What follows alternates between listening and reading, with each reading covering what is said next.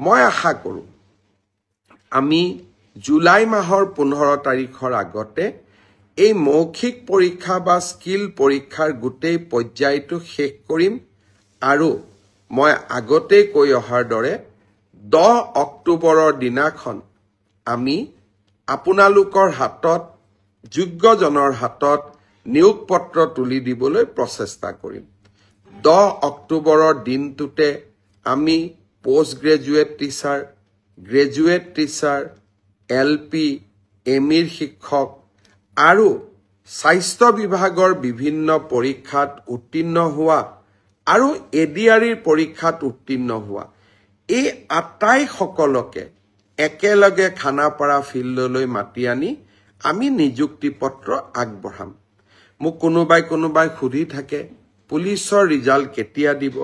সকলো ৰিজাল্ট আমি এনেকে দিম যাতে আপোনালোকৰ হাতত আমি 10 অক্টোবৰৰ দিনাখন আমাৰ নিযুক্তি পত্ৰ আমি হাতত তুলি দিব পাৰোঁ